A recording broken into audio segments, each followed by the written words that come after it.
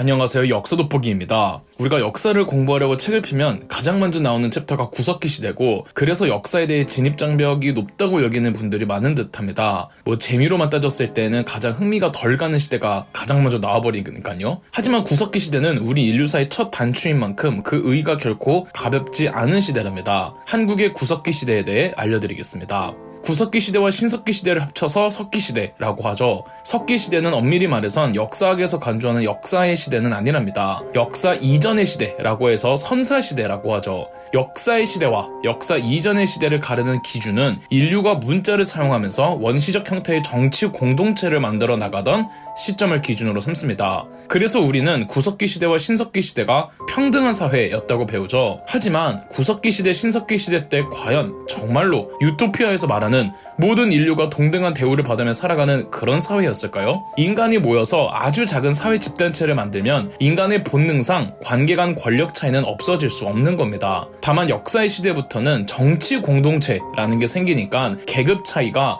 신분제라는 형태로 더 확장 및 정교해지는 것이고, 또 문자와 법이라는 게 생기니까 신분의 격차가 제도화되는 것이고, 구석기 시대, 신석기 시대 때는 유토피아의 그런 평등한 사회였다기보다는 신분의 격차가 제도화될 만큼의 정치 공동체가 없었다는 뜻이죠. 구석기 시대, 신석기 시대 때는 아직 사회라고 부를 수 있는 시대가 아니었고, 그들이 이룬 집단이 아직 그들의 위계와 서열을 법적으로 제도화할 만큼의 규모가 안 됐을 뿐, 사람이 모였는데 집단 내에서 어떻게 서열이 아예 없었겠습니까? 그리고 구석기 시대 때 짐승과 동물 중에는 맘모스 같은 대형 포유류들이 많았고, 인간이 이런 대형 포유류도 잡았다는 건 나름 사냥을 위한 구석기 시대의 집단도 조직적이었다는 걸 알 수가 있죠. 구석기 시대와 신석기 시대의 차이가 있다면 농경의 여부죠. 구석기 시대인들이 이룬 집단은 사냥 혹은 채집 혹은 어로를 위해 만들어지는 집단이었습니다. 사냥이나 채집이나 어로는 혼자 하는 것보단 집단으로 하는 게 더 소득이 크니까요. 구석기 시대 때는 농사를 안 지은 게 아니라 못 지은 거였습니다. 그 이유는 이때는 빙하기였거든요. 땅이 얼어있으니 농토로 삼을 만한 곳이 없는 거죠. 그러니 농경은 이루어질 수가 없었고, 인류는 사냥, 채집, 어로 등을 통해 생계를 유지하기 위해 대륙과 대륙을 끊임없이 이동할 수밖에 없었습니다. 농사는 내가 먹을 걸 내가 만드는 거지만, 사냥, 채집, 어로는 이미 만들어진 걸 먹어야 하는 형태이니 먹을 게 없어지면 있는 곳으로 이동을 해야 하잖아요. 이렇게 구석기 시대인들은 이동을 하니까 사회라고 하는 개념으로 확대될 수도 없었던 겁니다. 지구의 지질 시대는 65만 년 전부터 빙하기가 한 번 끝나서 간빙기가 지속되다가 다시 빙하기가 찾아오는 패턴을 몇 번 반복했습니다. 그중 마지막 빙하기는 약 1만 년 전에 끝났는데,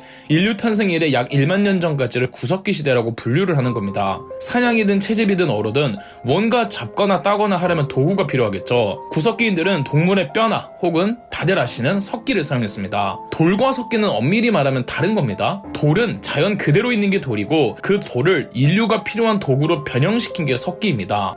구석기인들은 석기를 제작하기 위해 돌과 돌을 부딪히거나 돌과 다른 무언가를 쳐서 떨어져 나간 파편으로 석기를 만들었기 때문에 구석기인들의 석기를 뗀석기라고 부르기도 합니다. 그럼 아마 많은 분들이 구석기인들은 정말 미련하고 답답했겠다. 필요한 형태의 석기가 나올 때까지 돌과 돌을 부딪히거나 돌과 다른 무언가를 부딪혀서 파편이 나올 때까지 기다린 거 아니야? 라고 생각하실 수도 있습니다. 물론 처음 초창기 원인들은 그렇게 미련하게 필요한 형태의 파편들이 얻어 걸릴 때까지 그랬을 수도 있겠지만, 적어도 현재 발굴되는 구석기 시대의 뗀석기들을 보면 구석기인들은 철저한 계산하에 원하는 형태의 석기가 나올 수 있도록 돌의 파편을 떼어내는 기술을 보유하고 있던 것으로 추정하고 있습니다. 그래서 구석기 시대를 전기, 중기, 후기로 나누기도 하며, 후기로 갈수록 뗀석기의 형태가 더 정교해지고 더 날카로워지는 걸 알 수가 있죠. 대표적인 뗀석기가 주먹도끼와 쓴배찌르기죠. 얼핏 보면 그냥 돌 아니야? 라고 하실 수도 있겠지만, 전문가들이 보면은 주먹도끼나 쓴배찌르기나 손잡이 부분과 사냥하는 부분이 확실하게 나누어져 있으며, 이는 구석기인들이 아무 돌이나 그럴듯한 형태로 주워서 쓴 게 아니라 기술을 사용해 이들이 원하는 형태로 만든 것으로 보고 있습니다. 물론 현대의 기계보다는 정교하진 않지만 어쨌든 구석기인들도 구석기인들 나름의 기술이 있었다는 뜻이죠. 아울러 우리가 구석기인들 하면 우가우가하는 원시인 정도로 여기는데, 벨렌도르프의 비너스상이나 라스코와 알타미라의 동굴벽화를 보면 이게 어떻게 우가우가하는 원시인들이 만들어낸 미술일 수가 있을까요? 오히려 구석기인들은 현대인들과 놓인 환경과 상황이 달랐을 뿐, 인간의 능력치만 두고 본다면 오늘날의 인류와 큰 차이가 나지 않았을 수도 있습니다. 라스코 동굴벽화와 알타미라의 동굴벽화가 발견됐을 때 유럽 사회는 대부분이 말도 안 된다, 구석기인들이 저런 걸 만들어냈을 리가 없지 않냐, 조작이다 등등 의심을 했습니다. 우리가 구석기 시대인들을 너무 미개한 원시인 정도로 여기면 안 된다는 거죠. 자, 그럼 우리나라 한반도 영토에서는 어떤 구석기 유적들이 발견되었을까요? 사실 구석기 시대 때는 민족이라는 개념이 전혀 없기 때문에 구석기 시대를 각 국가별로, 각 민족별로 구분짓는 건 바람직하지만은 않습니다. 우리나라 구석기 유적은 현대에 와서 만들어졌기 때문에 일제강점기 당시 일본인들이 한반도에서 구석기 유적이 발견되지 않았다는 이유로 한국사는 미개하다는 식으로 매도하기도 했죠. 사실도 아니거니와 이런 결론과 해석 자체가 구석기 시대를 민족적으로 접근한 아주 옳지 못한 사례라고 할 수 있습니다. 우리나라 최초의 구석기 시대 유적 발굴은 1966년 북한에서 도로 공사 중 발견한 평양의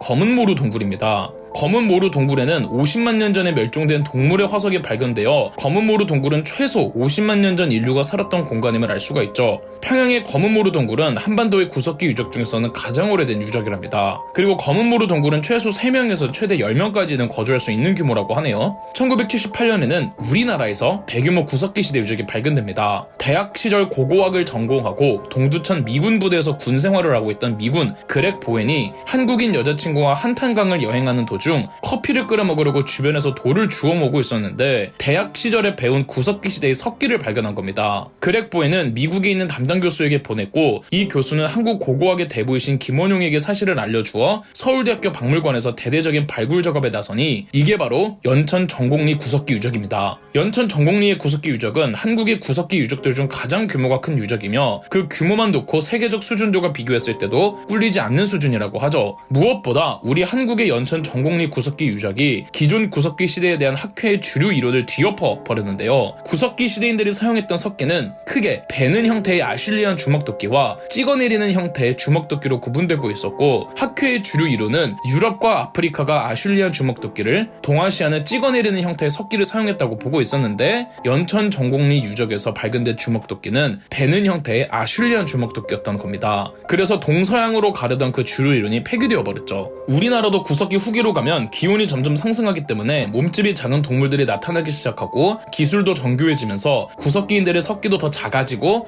더 뾰족하고 날카로워지고 더 테크니컬하게 바뀝니다. 대표적으로 쓴배찌르개가 있죠. 평양의 검은모루 동굴과 연천 전곡리 구석기 유적 발견 이후로 한반도 곳곳에서 구석기 유적들이 나왔는데 거의 대부분은 후기 구석기 시대 유적들이랍니다. 대표적으로 충북 단양의 수양계 유적과 충남 공주의 석장리 유적이 있죠. 이 유적들 대부분 근처에 동굴이 있어서 구석기인들은 동굴을 거주 공간으로 사용했다는 걸 알 수가 있는데 그런데 한반도를 포함해 전 세계에 동굴이 많다면 얼마나 많다고 당시 구석기인들 전부가 다 동굴에 거주했을까요? 동굴이 없는 지역도 많잖아요. 구석기인들도 원시적이나마 집을 만드는 기술이 있었는데 어차피 때 되면 이동해야 하는 구석기인들이라 집에 대한 과도한 열망과 집착은 없었으리라 봅니다. 구석기인들이 지은 집을 막집이라고 합니다. 맨 땅에 기둥구멍을 파고 나무를 간단하게 세운 뒤 나무 줄기나 끈을 가로로 묶어 지은 형태였죠. 그 위에 풀이나 나뭇가지 또는 짐승의 가죽을 덮기도 했고요. 아울러 화덕의 흔적이 막집이 있던 터 안과 밖으로 발견되고 있어서 역시나 불을 중요시 여겼다는 걸 알 수가 있고 불 피우는 것도 고도의 숙련된 기술이 있어야 한다고 합니다. 구석기인들도 분야만 다를 뿐 꽤나 테크니컬했다는 뜻이죠. 그리고 구석기인들에게는 어로 생활도 중요한 경제 생활 중 하나였는데 그렇다면 바닷가 근처에도 많이 살았겠죠. 하지만 구석기인들이 살았던 바닷가 마을은 현재 발견될 수가 없습니다. 왜냐하면 오늘날의 우리는 빙하기가 끝난 시대이기 때문에 그때보다 해수면이 미친 듯이 상승해서 구석기 시대 바닷가 마을은 현재는 바닷속에 있을 거기 때문입니다. 그래서 바다 밑을 뒤져보면 구석기 시대 유적들도 엄청 나올 겁니다.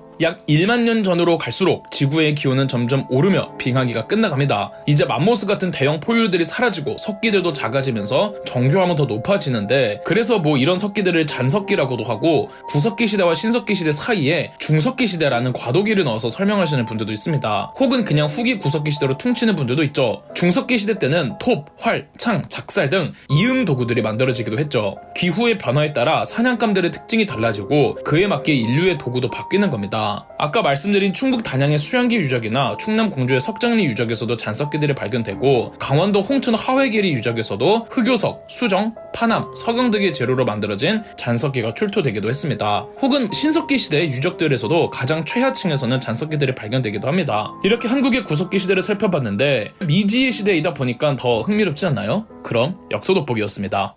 저희 역사 돋보기가 멤버십 가입을 시작했습니다. 멤버십 가입을 해주신 분들 덕분에 영상 제작에 큰 도움이 되고 있습니다. 감사합니다. 영상 재미있으셨다면 구독과 좋아요, 알림 설정까지 해주시면 감사드리겠습니다.